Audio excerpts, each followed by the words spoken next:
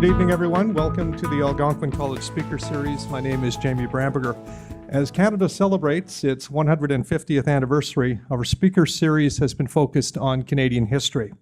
Tonight, our presenter, Merilyn Simonds, will tell the story of Canada's most notorious prison, the Kingston Penitentiary, through the lens of her award-winning book, The Convict Lover. Merilyn Simonds is the author of 17 books, including the novel The Holding, a New York Times Book Reviewer Editor Choice. The Convict Lover, which you're going to hear more about tonight, was a finalist for the Governor General's Award. Her work has been published internationally in 8 countries. Her most recent fiction is The Paradise Project, a collection of flash stories hand-printed on a 19th century press with end papers made in part from plants in her garden. The arts edition is the subject actually of her latest work, Gutenberg's Fingerprint, Paper, Pixels, and the Lasting Impression of Books. She does have a limited number of those books here tonight, as well as The Convict Lover. So they are on sale for those of you who would like to purchase one. They're $20 for The Convict Lover and $30 for Gutenberg's Fingerprint, and she will sign them as well. She will also be available to answer a few questions from the audience, and I'm sure you have many. How many of you, just out of curiosity, have gone to the Kingston Penitentiary to go on a tour?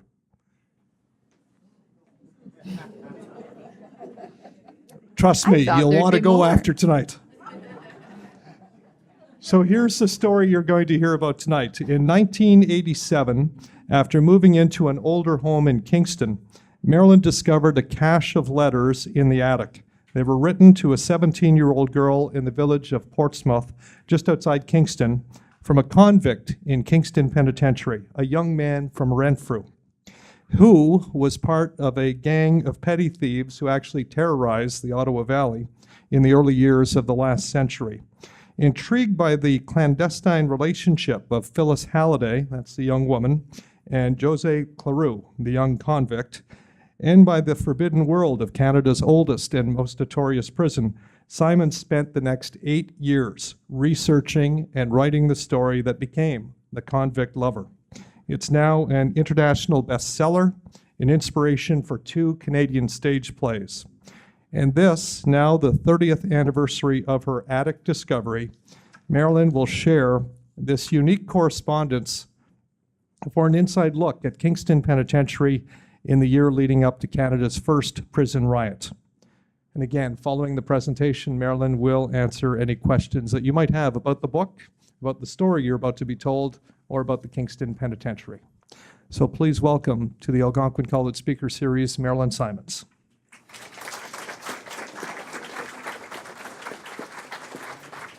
Thank you. Okay, what mic am I? Oh, okay, I'm alive. Yay! Thank you very much, Jamie. It's such a pleasure to be here. I'm just going to move this one out of the way so I can see all of you better. And I'm really going to try not to knock this off. You know what? That's making me nervous. I'm going to put it there. Okay, that's better. It's really it's a significant time for me to be speaking about The Convict Lover because at the end of this month, Project Bookmark Canada, which is an organization that puts up plaques to books across Canada, and you can go to their website and sort of follow the trail of Canada's literature. And they're putting up a plaque to The Convict Lover at the end of this month in Garrigan Park in Kingston, which is the quarry where the convicts did hard time. So I'm really thrilled. And if anybody wants to come, there are invitations up there if you want to pick one up on the way out. But it's also significant because, as Jamie said, this story has, at least one of its roots, its tendrils, it got its start in Renfrew, which is, just down the road from you guys, right? Yeah. And I'm happy to answer, as he said, questions afterwards. This story is a big story, and it's hard to get through it all as quickly as I'm going to have to. So I'm going to talk about Kingston Penitentiary as it was. So this is, oh dear, I'm going to have to do this, right? I'm going to feel like Vanna White. So Yes, so that's Kingston Penitentiary. Billy Bishop, after the war, made quite a living photographing towns from the air, and he photographed Kingston, thank goodness. So that's what it looked like in 1919, and I'm going to go back in its history, and I'm going to go forward in its history, and that's what it looks like today. Not much has changed, except there are yachts in the side there now. So we're going to take a look inside the cells, inside the quarry where the men did hard time, and inside the dungeon, because I think it's really important to know where we've come from in corrections, in dealing with those who break our laws, in order to figure out where we want to go in the future. So when I moved to Kingston, I knew nothing about the penitentiary. I moved to Kingston 30 years ago in 1987 into a little clapboard house. I thought it was a wartime house. Just newly divorced, moving from North Bay, moving into Kingston with my two sons. And when I moved in, the attic hatch was open, and the attic hatch is in the bathroom. In fact, it was right over the toilet. So it's very hard to ignore this big black hole above you. So finally, I got enough nerve to ask my next door neighbor for a ladder, and I went up into the attic. Well, it was very hot up there. It was August. In fact, it was August the 8th. And remind me to tell you the significance of that date if I forget. So down the middle of the attic were these 50-pound sugar bags tied at the top with those old Lyle stockings. Remember Lyle stockings? And all these tins. You can identify the orange Ovaltine tin, McVitie's biscuits. I've brought some of them with me tonight. You can look at that stuff. That was some of the stuff that was in the attic. And this tin, so I grabbed a tin, and I grabbed this tin and took it down into my kitchen. And inside that tin were all these rolled up pieces of paper. They look like little cigarettes, rolled up and tied with ribbons and strings. Some of them were in little envelopes. I don't know if you know what letters used to look like at the turn of the last century, right? They were like this. And some of them had stamps on them, and the stamps were George V stamps. And so I thought, oh my goodness, these things are really, really old, maybe 75, 80 years old. So I unrolled some of the letters, and I started to read. So the paper was thin and brown. Some of it was toilet paper. You know, that European, sort of coarse European squares of toilet paper. The penmanship was old-fashioned, too. Hard to read, but I was a writer, and more than that, I was nosy. I've always been nosy. I think that's part of what made me a writer. And so for the next several weeks, I really hardly budged from my kitchen. I just brought down tin after tin after tin and unrolled these things and tried to figure out what it was I'd found. And what it turned out that I'd found, I slowly discovered, was the remains of a woman's life. The woman who had lived in that house for 60 years before I moved into it. She was what my mother would have called a keeper. She hung on to everything. The sugar bags were stuffed with old, this is what they were stuffed with. Hanky containers, like there were 10 million hankies. That's an old nightie with P embroidered in the front of it, and you'll find out why that was. So it was filled with all the things that other people would have thrown away, but she kept, including every Christmas card she had ever received in her life. But amidst all of those pieces of paper, there was one amazing correspondence. There were 79 letters from a man incarcerated in Kingston Penitentiary. And he signed himself either Joe, Josie, or Daddy Longlegs. And I think the Daddy Longlegs, what I postulate in the book, is that the daddy, at that time, that very fall, October 1919, the Mary Pickford movie, Daddy Longlegs had just come out. It was in the movie theater in Kingston. I saw the ad for it in the 1919 newspaper. And have any of you read the book, Daddy Longlegs? It's a fantastic book. The movie's fantastic. There were 2 movies made of that. But the book is amazing. Published in 1912, still in print today. I was once speaking to a sort of a conference of young sort of public school kids. There was a row of girls, grade 4 girls in front of me.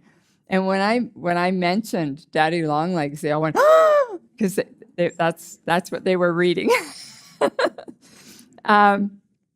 So there were only 3 of these were dated. One was dated Christmas 1919, and the other 2 were dated St. Patrick's Day 1920 and Easter 1920. Most of the pages were loose. They hadn't been sent through the post. They'd been smuggled out of Kingston Penitentiary. So Daddy Longlegs, I discovered, was this man, Joseph David Cleroux. He was a convict in Kingston Penitentiary from 1918 to 1920, and he was 24 years old at the time, quite a good-looking young chap. And his little pal that he refers to in the letter is Phyllis Halliday, who signed herself Peggy. And this picture was taken in the Kingston Penitentiary quarry in 1919. So there's a large body of prison literature out there. There's memoirs written by guys who did time inside. You might have heard of Roger Caron, Stephen Reed. There are lots of memoirs from the inside. There's even letters that were written while someone was inside, but sent out through regular channels, so they've been censored. But nothing like this correspondence I discovered exists anywhere in the English-speaking world. 79 letters of 79 kites, and that's what a letter is called in prison parlance. They're called kites. They were called kites then, and they're still called kites now by inmates.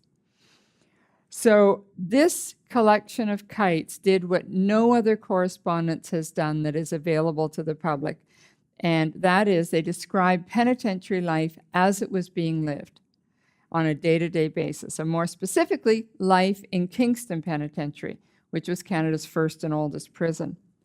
So it took me 8 years to put this story together. Some of the letters were 25 pages long. I had to, and the pages were scattered all over, right? They were all mixed up. So first of all, I had to put them back into what I thought was, letters. And I did that by matching the size of the paper. He would steal the paper. Some of it was from the warden's office. And so I try to match the pieces of paper. I matched the ink because he wrote with whatever he could find, a laundry pencil that he picked up, on the floor, ink he made himself from boiling down vegetables. So matching those things, I sort of, and run-on sentences, right? Sentences that run from page to page. Hint, never end a letter at the bottom of a page. Always make it go on to the next page. You'll be doing a real service to the people who find your letters and publish them, which is exactly what you want, right?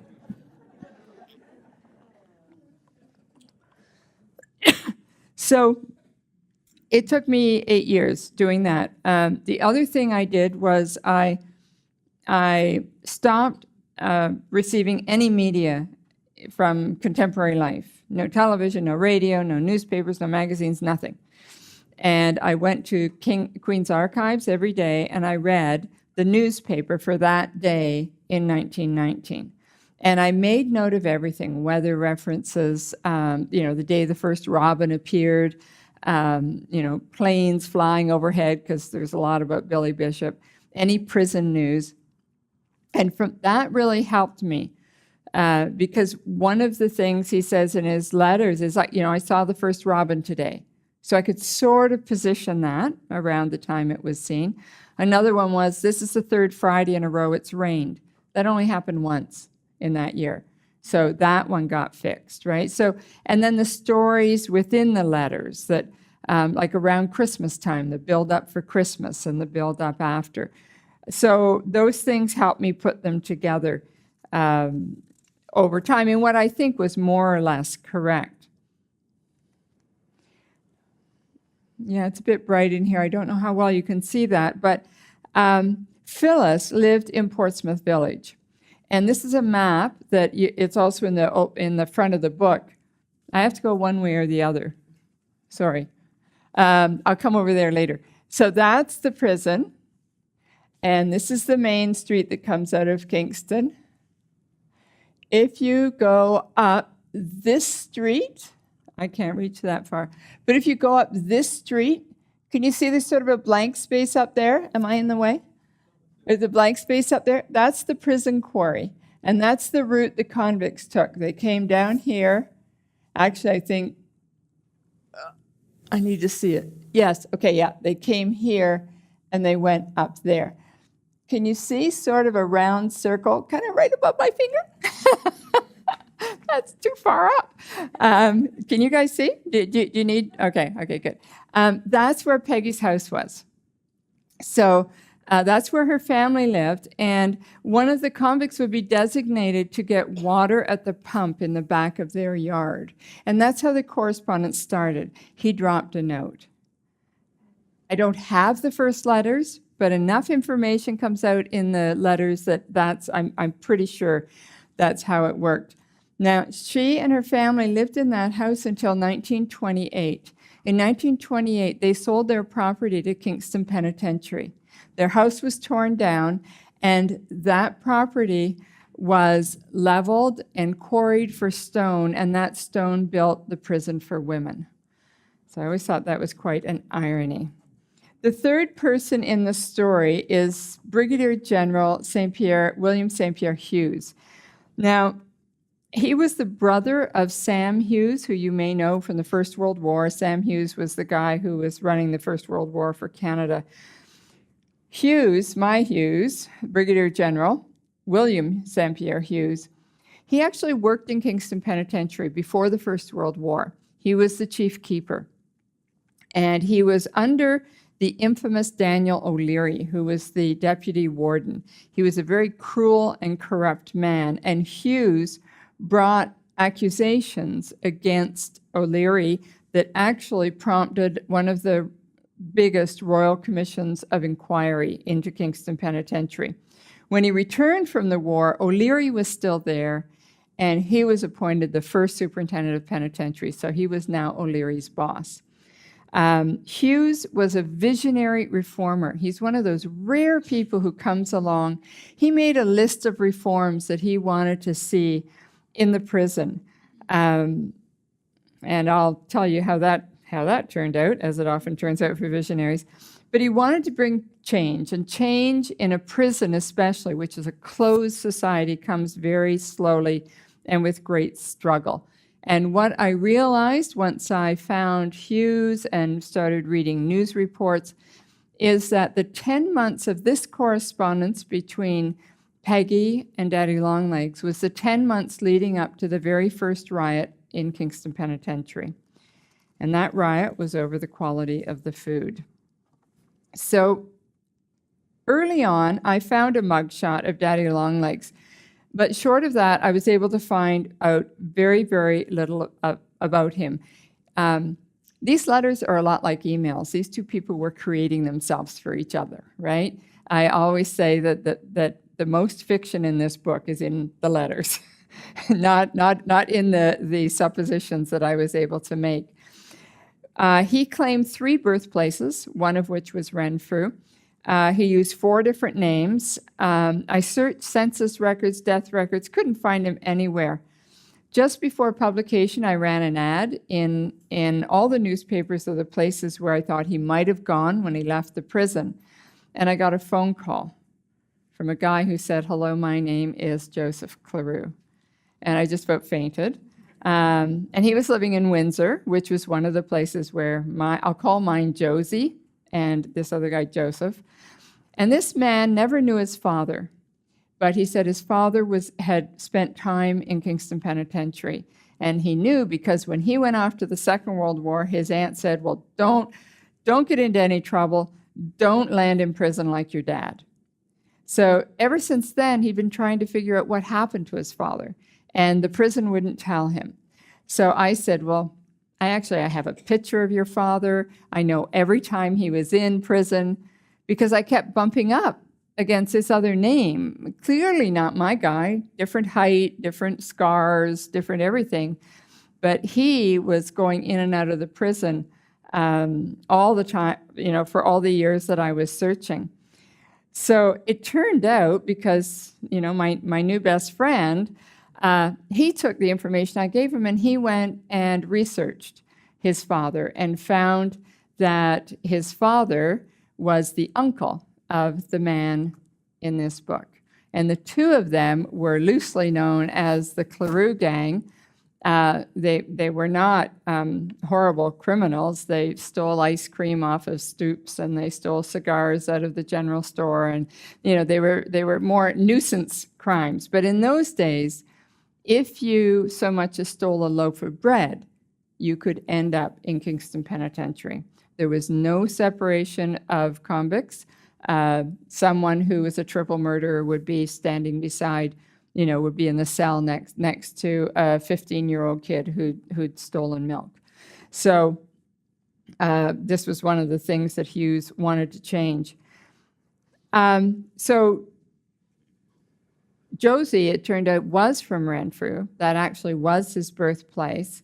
And he came back in the 1930s for his sister's wedding, Sister Cecilia. In the book, in his letters, he says he has a sister named Ruth, but obviously that wasn't a sister.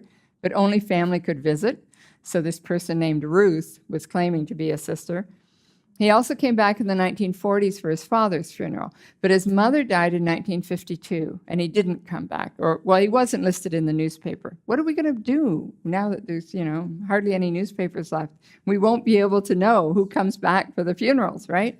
Anyway, he didn't come back, which leads me to believe he might have died in the interim because he was very, very close to his mother. So Peggy... So this is a dress-up picture of Peggy. She's on the left with her sister Betty. I wrote the entire manuscript, the first draft of the manuscript, before contacting her family, and her family was living in Kingston. I knew that because they were still getting mail at the house. And when I did go and got the courage to call them and say, excuse me, you don't know me, but your great aunt was, consorting with criminals. And they took that really well. And now Dorothy is one of my very best friends. That's Phyllis's niece. Dorothy's over 90. So it's a bit of a mind warp for me to think that the niece of the 17-year-old is over 90. But anyway, they were wonderful about it. And they opened their photograph album and gave me photographs of Phyllis. And I had already described Phyllis in the book, just from things that he said and I imagined. I did not have to change one word. And it was there that I found out that August the 8th, the day that I went up to the attic, was Phyllis's birthday. So in the Convict Lover in this book, I've created those lives and that time in Canada. The letters all the letters are here, all 79, and they're stitched together with the story of the prisoner and Phyllis and the superintendent, all of whom in one way or another are a convict lover. The facts are as accurate as I can make them. If it says she was wearing a green dress, it's because I found a green dress in the attic. If it said it's sunny, it's because I know it was sunny on that day. So I kept myself on a very short leash that way. But their conversations and their thoughts and their feelings are invented, which is why this book is the first nonfiction novel in Canada.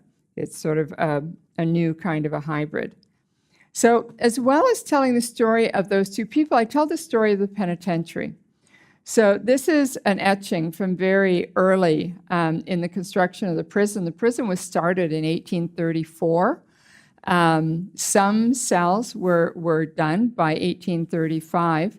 The bulk of the work was done in 1837 when the men who were charged and convicted as part of the 1837 rebellion were sent here to do time, and they built their own cells and they forged their own bars. And so almost immediately it was full. It was built to hold 500 prisoners. At its peak in 1919, when he was in, there were 900 and some prisoners in a facility built to hold 500. This was a penitentiary. It wasn't a prison. A penitentiary is built to make the wrongdoer penitent. So they were always alone. The cells were small. They worked in their cells. They slept and they ate in their cells. They didn't see anyone except the guards that went back and forth in front of their cell. They had a rule of silence. Now, I don't know how many of you have been in a prison, but when you go in a prison now, it is cacophony. That's what would drive me the craziest, is it is constant, awful noise. But in those days, it was the rule of silence. You were not allowed to speak except to a guard, and only when you were spoken to first. So those rules were set up when the building was built, and it was on the philosophy of making convicts penitent. Well, the philosophy changed, but that stone building stayed. So by the time my guy came along in 1919, the rules had not really changed at all. There was still the lash for the smallest infractions. There was still a dungeon. There was still bread and water diets. And they were still not allowed to speak. One visitor every 6 months, one letter. They could write one letter a month. So, but in 1919, it was even worse than usual because influenza had really run havoc through the staff. There was no warden, no chief keeper, no surgeon, and half the guards had succumbed to the disease. And basically, Daniel O'Leary was running the prison. So I want to now read a little piece with your indulgence that sets up what the cells were like. So this is a modern picture of the cells inside, but you can get a sense that there are 4 ranges. And I'll go this side this time. This gate wasn't there in 1919, but the cells, this is the only light they got, okay? These tall windows across the way from the cells. And see that those are radiators. That's the only heat. This is a stone building, 4 stories high, and that's where their heat came from. According to the official record, each cell in the penitentiary at Portsmouth measured 5 feet across, 9 feet long, 10 feet high. But the prisoner gauged the limits of his confinement in other ways. The prisoner's cell was as wide as his outstretched arms. Standing in the middle, he pressed his palms flat against opposing walls, his body a conduit to the cold that hunkered in the bricks on either side. It crept into the flat of his fingers, snaked through the maze of metacarpals to his wrist, up his forearm, through his biceps, into his shoulder, insinuating itself between his ribs. It came at him from both sides, pressing towards his center, the acid cold of the walls a thrilling antidote to the insistent, inescapable chill of the air. If he could hold the position long enough, he thought, he could freeze himself to death. His cell was 3 strides long. In the time it took to count 1, 2, 3, he could saunter leisurely from one end of his living quarters to the other. The slate floor was worn to a trough by almost a century of such strolls, more frequent in summer than at this time of year, when it was best to keep one's feet up off the ground. Walking to the back of the cell, the prisoner faced a brick wall inset with 2 grates, each as big as his splayed hand. One at shin height, the other above his head. Behind that wall lay the corridor where the guards patrolled, peering through the Judas slits. Across the darkness, the back of another man's cell. He knew these things as a blind man knows his neighbor's secrets, by muffled footsteps and whispered words. Walking toward the front of his cell, the prisoner faced the bars welded inside a steel door frame set into the stone. 7 crosspieces made a grid of the gate, slicing each bar into uniform sections no more than a handspan wide. The bars were set far enough apart that the prisoner's whole palm slid through. He could wave his free hand in the air. The bars closest to the lock were doubled up, the space between them reduced to a finger's width. The prisoner caressed the groove at the top of a bar just under the crosspiece, a memento from one of his predecessors who'd given up in despair, or, he preferred to imagine, continued his patient filing elsewhere. The cell was higher than the prisoner could leap. Arm extended, he jumped from a low crouch, straining to graze his fingers against the plaster. Again and again he leapt. His fingers swiped the spider webs in the corner, a splatter of fly specks at the light bulb's edge. Now and then he would get up from his bunk and leap again, for the truth was that in the twilight of a sleepless night, if he stared at the ceiling long enough, it would drift away from him. And unless he reached out quickly, he feared, it would slip like the face of a half-remembered lover, forever behind his grasp. The ceiling of the prisoner's cell was white, so were the tops of the walls. From the level of his shoulder down, the brick was painted green, thick layers of enamel that shattered against the toe of his boot, the chips fanning like a single-minded rainbow from the yellow-green of mucus to the gray-green of overcooked peas. Successive applications of paint had failed to obliterate the marks that previous tenants had made, the accumulated graffiti of dozens of petty thieves, or perhaps a handful of sophisticated felons.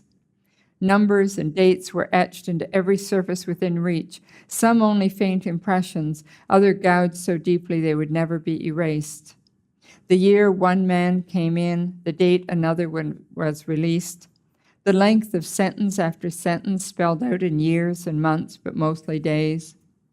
Those who devised the penitentiary system assumed a man lost his sense of self when he was stripped of his name. But in a number, a convict's immortality was assured.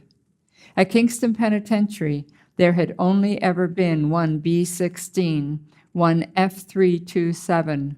As long as the building stood, and it had been built to last, there would never be another G-852. That was his number. 20 cells, each identical to the prisoners, were strung in a row to form one tier. 4 tiers rose one above the other. A narrow catwalk in front of each tier overlooked a common corridor. The only source of light for the bank of 80 cells, the narrow arched windows on the other side. The only source of heat, the radiator pipes beneath the windows that carried warmth from the earth, under the earth from the boiler room across the yard. 4 tiers of cells made up one range.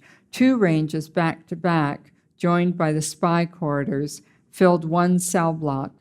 4 cell blocks radiated like the arms of a Greek cross from the vaulted tower at the center, the dome. Each double range of cells was freestanding within its block. No cell abutted an outside wall. A prisoner at Kingston Penitentiary who tunneled through the walls ended up in the spy corridor or in another man's cell. There was only one way out. Through the cell door, along the catwalk to the balcony that circled the dome's interior, down the spiral iron stairs, past the guards. And no one entered a cell block, a range, a tier, a cell, except through the clearinghouse of the dome. For 2 years and 1 day, cell number 16, range 2, cell block C, was the prisoner's home. Cell, from the Latin cella, a storage closet, from cellara, to hide. The root, according to the dictionary on his shelf, of the words cellar and conceal. Cell, a hollow receptacle, a cavity that contains, a monk's quarters, the basic structural unit of living matter. So according to the law at that time, half of the prison sentence had to be served inside the walls, in one of the shops or in the stone shed. In the stone shed, they had to find work for 500 guys, 6 days of the week, 10 hours of the day, right? Not easy. So what they did was they brought in huge pieces of limestone into the stone sheds, and the prisoners would sit around it with hammers, and they would make gravel. And that's what was spread on the roads in Portsmouth Village.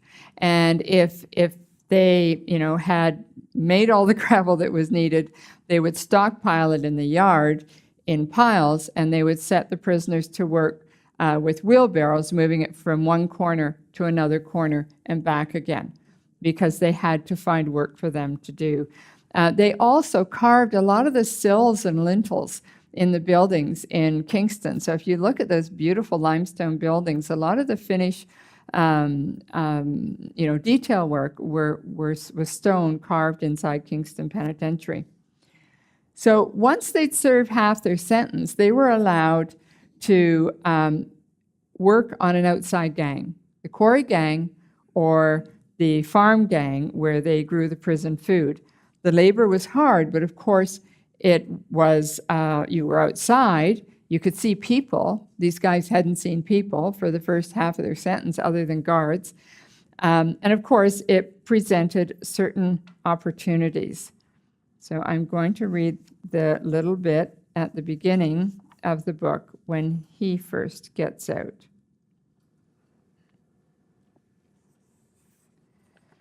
"I'm out," thought the prisoner. "Blessed Mary, I'm out." Not all the way out. Guards still walked ahead and behind, but the north gate was closed, and he was on the village side. The prisoner's feet, accustomed to the flat surfaces of well-worn stones, stumbled on the slope. The macadam shifted treacherously under his boots. The flowers and the birds distracted him. How could he have forgotten such colors? Remember, those walls around the prison are really high. They could see the sky, but they couldn't see anything green, and occasionally they saw a bird. By the chill in the air, he knew he had served close to a year, but being sent outside to work was proof. Almost half his time was up. All he had to do was stay out of trouble for another 12 months, and he could put those stone walls behind him forever. He'd walk down this road and keep right on going, up the hill, past the church, never once looking back. Not that the village was so bad from what he could see. In fact, on that early autumn morning, he loved it. Every blade and stone of it, every house with its sweet patch of grass. He imagined families behind the lighted panes, children eating hot buttered toast with crabapple jelly, men hoisting suspenders over ironed white shirts. On his second day outside the walls, the prisoner pondered his new surroundings. As he swung his sledgehammer against the shelf of limestone, he noticed that the officers seemed less attentive in the quarry than they did on the inside. Here, convicts ignored the rule of silence, easing surreptitious conversation between strokes of their pounding mauls. 25 convicts, 3 guards. The third guard supervised the convicts who hoisted the rough blocks of stone onto the wagons. Still, the hole in the ground was vast enough to cradle the village of Portsmouth. A convict could work all day and never stand within spitting distance of a penitentiary officer. The prisoner noticed something else. When the convicts left the quarry, no one stayed behind. Tall cement pillars circled the excavation, and some of them are still there. But the wire fencing strung between them was about as stout a barrier as a line towed in the sand. After dark, someone on the outside could easily make his way into the quarry and hide a flask or a pouch of tobacco in a crevice of rock. The next day, it'd be a simple matter for a convict to retrieve the hidden treasure unnoticed by the guards, or so he'd heard. But who would do that, the prisoner wondered? Who would do that for him? He knew no one in this village, and even if he did, there's no way to lay a plan. The prisoner paused to straighten his back and flex the skin of his palms. He'd been assigned to work the topmost shelf of stone close under the crow's nest. Through the trees that rimmed the pit, he could see a house on the other side of the dirt road that separated the quarry from Portsmouth village. Twice a day, a convict carried water buckets along a path that wound out of the quarry, across the road to the pump in the middle of that yard. As the prisoner watched, a young woman, a girl really, ran across the yard, fell on her knees by the shed at the back of the yard, and threw her arms around a black spaniel that leapt and strained at its chain. Sweat evaporated on the prisoner's brow, chilling his skin. Suppose this girl had a generous heart. Suppose she took pity on a man without freedom, family, or friends. Suppose, when his turn came as water boy, he tossed a note from the path. Suppose she answered and brought him tobacco and money to pay off the guards. Suppose Beaupre found the note instead. Suppose the guard in the crow's nest saw him drop it. Suppose the girl told her father, and her father told the warden, and the warden sent him to the hole. The prisoner heaved the sledge over his head and brought it down sharply on the iron wedge in the stone. Suppose she didn't. Suppose she tucked his note in her dress and never, not so long as she lived, ever told a soul. Which in fact was what happened, because when I met the family, they were very surprised to hear that there were letters from an inmate in Kingston Penitentiary up in her attic. So Phyllis did answer his letters. She brought him cheese and tobacco and chocolate. Those things were currency inside the prison. Money was useless, but goods could be traded. And he traded those goods for an extra uniform, so he would be warm in the winter, and to pay off guards so that he could smoke. Smoking was the big thing. I don't know if you remember, but not that long ago, there was a riot in, I'm thinking it was Stony Mountain Prison, because they had decided that the prisoners shouldn't smoke, that it was a health issue, and that they shouldn't be allowed to smoke. And they rioted because they were going to lose their cigarettes, because every small human pleasure inside is really takes on enormous significance. So this is a place that was known as the Palace. So in the this is the quarry, that area that you see right now. Now that is Garrigan Park. It's a baseball park, but at the time it was the quarry. And when fall came, they would position this house for the guards to go into and get warm while the prisoners were working.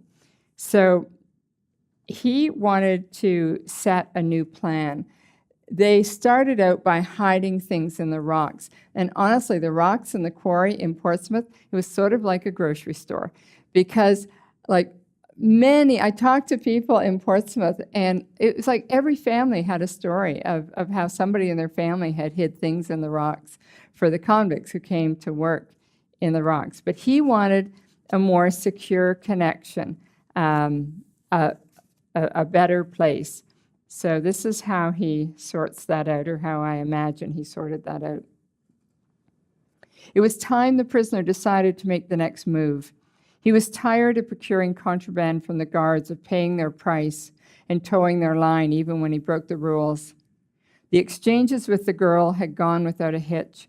The crevice in their special stone was too small, though, for anything but a kite. Inside the halfway house, after he'd read her notes, after he'd chewed the pages and spat them into the hole, pissing them deeper into the filth, his gaze had wandered around the rough plank walls, the sodden bench, the stained floorboards. The halfway house is the outhouse. Like a painter, his eye sought texture and shadow, the play of light on a surface that signaled a hollow, a cavity, a gap. He found none. Then, as if a guardian angel divined his need, the warm-up shack was moved into the quarry. Although the officers and convicts called it a shack, the little red-painted building was oddly ornate, with mullioned windows and a cottage roof topped with decorative carving. The building was mounted on skids. It moved with the men from one stone face to the next, the little box stove inside kept stoked by one of the convicts. At night, the shutters were closed and locked, but there were cracks in the siding, spaces under the sills, and nestled between the skids, a long, dark hidey hole, big enough to hold more than words. The prisoner sucked the saliva behind his teeth. He had only to coax the girl. Friday, p.m. Hello, Peggy. Does sound a little too bold. However, here goes. It's now just noon hour, and my time is very brief. Sometime soon we will be working in a position where it will be impossible to reach my present spot, but I could explain to you where we could make sure connections. I'm sure it would be asking too much, and it could be worked beautifully as follows. You know our little palace, as you call it? Well, it's placed on 2 planks, one on each side. At the bottom, underneath, and between the 2 planks, there's a space of perhaps 3 feet or so, and the planks raise the palace up off the ground about 4 inches. Now, you know our present little stone. Well, I'll put that near the spot, as above said, so you cannot make a mistake. I figure you come only at night, and then it will be a sure thing. Your tracks will never be noticed, because there'll always be our tracks of the previous day. Now, if this is too far away for your convenience, perhaps you can think of a more suitable place. We'll write a nice long kite as soon as I know if this is satisfactory. I've so much to say, it will take me a long time to tell it. I'm not going to thank you for that last favor, for the word thanks would be mocking. And no, do come in the garden, for I could not see you in the doorway as it was dark. I should not forget to mention that I seen you wave your hand, only wished I could have answered you. Oh, yes, concerning the little house. No doubt it would look suspicious to you, but it's there for the officer in charge so he can keep from the cold and on account of us working so near the road. Rest assured when I say he's okay. He never bothers any of us. As regards a pair of knitting needles, yes, I could easily enough make them, but it's so hard to get the bone. Daddy Longlegs. So they did. If you go to the prison museum, which I highly recommend, it's across the street from the penitentiary, there's a case full of the things that the convicts have made and often sold to the guards for favors, and then the guards sell. And there's knitting needles and little knickknacks and chains. I have a watch chain that was made by convicts out of horsehair. So inevitably, of course, the prisoner was caught. It seems he never ratted on Phyllis, but he undoubtedly served time in the hole. Have I got the right? Yes, I do. So the hole was a dungeon that was underneath the keeper's hall. In the 80s, they were renovating Kingston Penitentiary, and I was lucky enough to get inside legally in 1988 and to go through the prison. And I went down into the dungeon, into the hole, and underneath the keeper's hall before it was renovated out of existence. And as far as I know, that the passage in here that describes the hole is the only record of what it looked like. So the hole was a room that was 6 feet square and had no windows and had no bunk, no furnishings at all, a drain in the middle of the floor. As well as the usual bars on the gate, it had a wooden door that closed over the bars, so you couldn't see out anywhere. It was a 10-watt bulb that hung high in the ceiling, so there was almost no light in there, and you could hear nothing. I mean, we closed the door, and it was like being in a tomb. You could not hear a thing. And men would be put down there for 30 days, 90 days, 120 days at a time. Often with just water. Often their clothes would be removed and they'd be naked. So this was a place where very, very angry, recalcitrant, multiple offending prisoners would end up, or someone who had crossed a guard in some way, back when things were especially bad. Corporal punishment was part of the prison right from the beginning. Flogging was common. The prisons were run independently, almost like a paramilitary institution, almost as a fiefdom. There was a series of investigations into Kingston Penitentiary almost from the time it was built. The first warden, William Henry, was a very, very corrupt man, And so the first investigation was within the first 20 years of the prison. One of the biggest investigations was the one that Hughes provoked with his accusations against O'Leary. That was in 1913-14. And he was, did I say what he was accused of? He was accused of physical abuse of the men and many infractions, but also for running a brothel. The women's prison at that time was inside the walls. It was a separate building, but it was inside the walls. And he was selling the women to other guards and people from outside.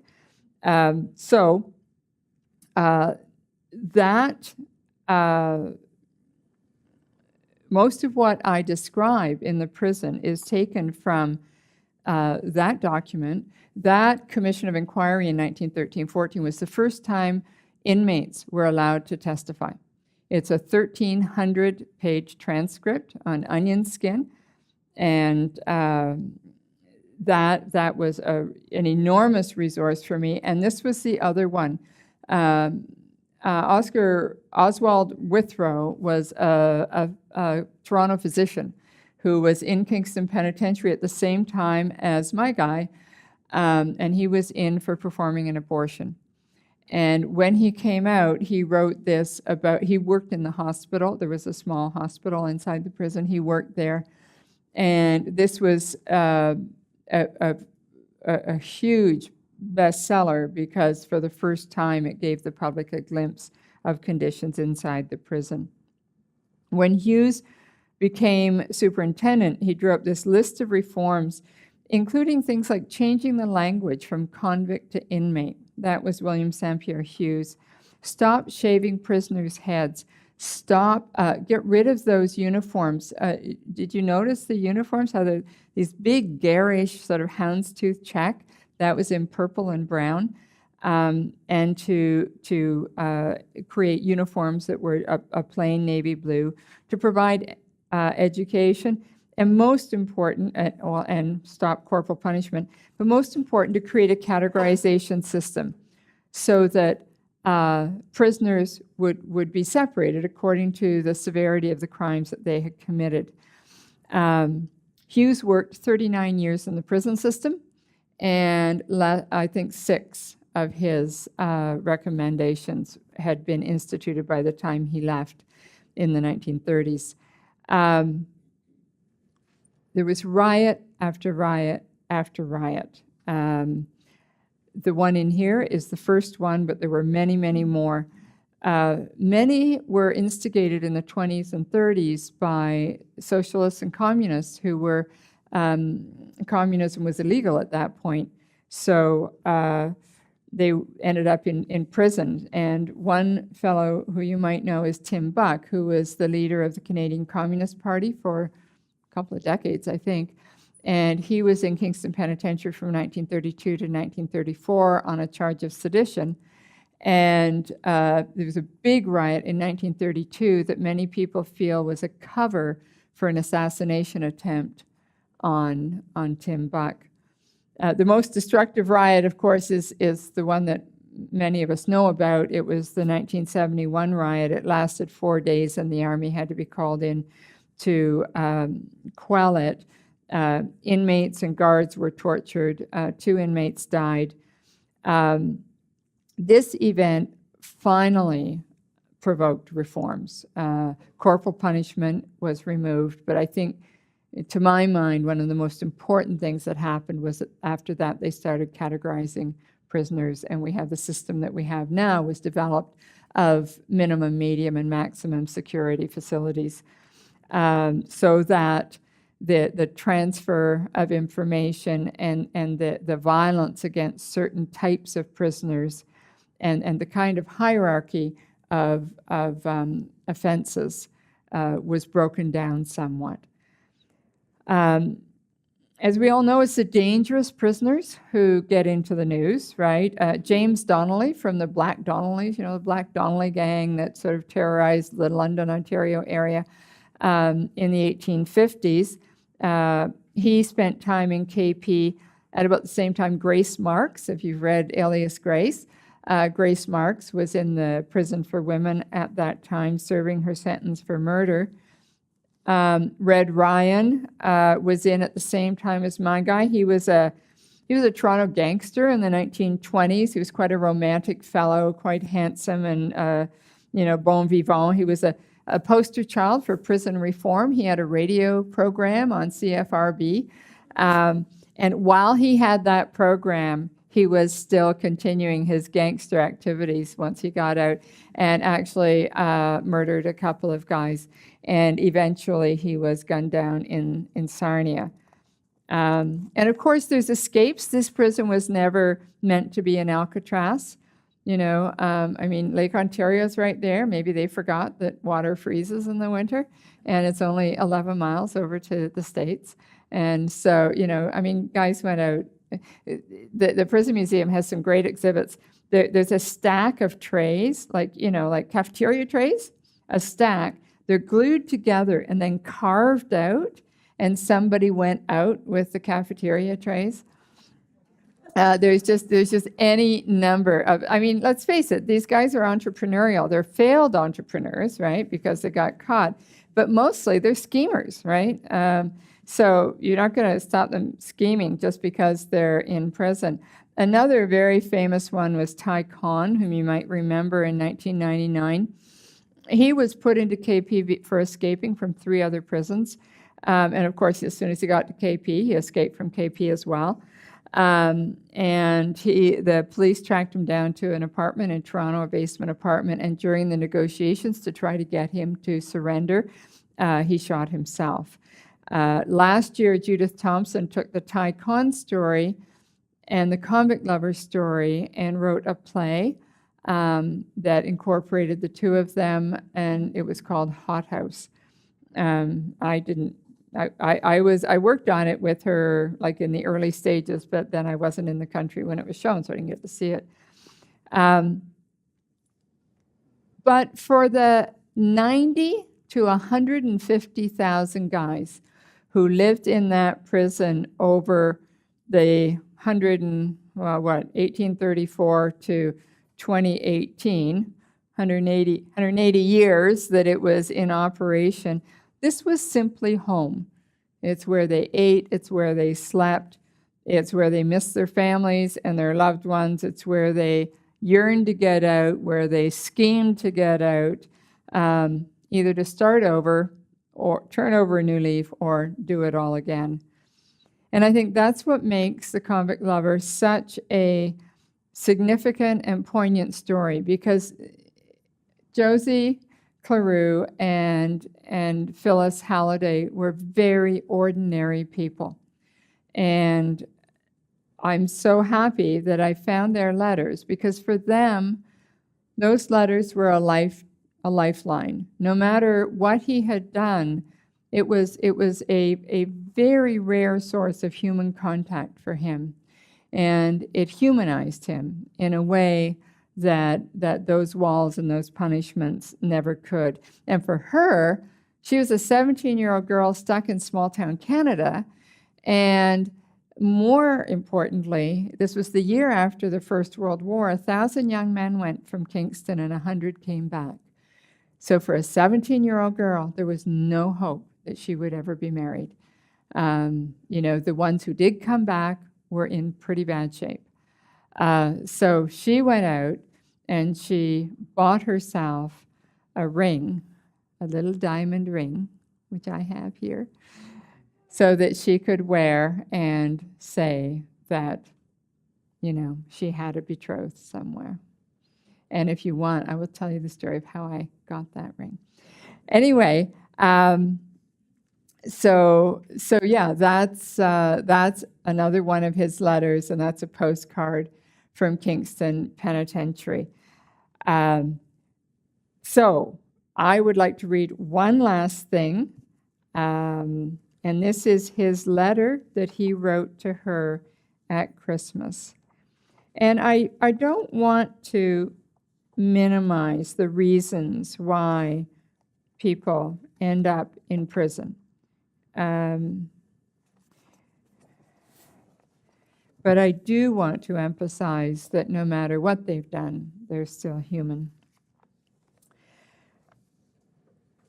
Christmas PM. My dear, kind, good little friend, Peggy. While I'm in this present mood of gratitude, I wish to assure you how pleased I am at receiving that beautiful box of sweets, and above all, this lovely little Christmas card. I'm sending it back to you, and I want you to put it in my next letter to my sister, for to me, its value could not be estimated in this world's treasures. Tell me, Peggy, have you any idea of the great good you've been doing and its value to one placed as I am? Great artists are prompted into their fields of labor by having such kindness rendered to them. This has been my pleasure and privilege, even though I am as degraded as base to the world's eye, in being in such an unfortunate position as I am. This AM, after Mass was over, Father McD came out of the Vespers and asked us to say a prayer for one boy's mother who died some few days ago. This boy was sitting near where I was, and he took it very hard. When you see tears in one's eyes in this institution, you can rest assured that it's because one is really overflown with grief. It must be an awful shock to have it told you your mother has died, especially when it comes at this time of year. Also, it reminds us that even we, in our predicament, have many blessings to be thankful for. I would rather be in here 20 years than have it told me my mother died. So I'm going to ask you and your ma to say a prayer for this boy's mother, that her soul may rest in peace for all eternity. My dear little friend, I don't want you to labor under the delusion that in expressing my opinion so openly I'm trying to impress you that I'm real good. God forbid, Peggy, no. Only, as I said in previous kites to you, that it was my honest intention to try and accomplish something good with the remainder of my life after leaving this institution. At this very moment, they're playing a Victrola. It's the first time an entertainment had come into the prison, and this was something that Hughes arranged personally. They are playing a Victrola, and you have an idea of what my feelings are. So please, Peggy, if I've said anything that seems out of the usual in regards to being too personal, please blame the music, and believe me when I say I am very downhearted. So for this one and last lonesome Christmas day in this hell, I will now lay back and listen and think of both the past and oh, that beautiful future. I have no one to talk to, for we must keep strict silence, so I had to tell my little pal, knowing you would sympathize with me. It honestly has done me the world of good to have the pleasure of having a friend to tell my troubles to. Peggy, once again I must use them two saddest words in our language, goodbye, and hoping to hear from you as usual. I am Peggy, your faithful friend, Josie, Daddy Longlegs. Trust me.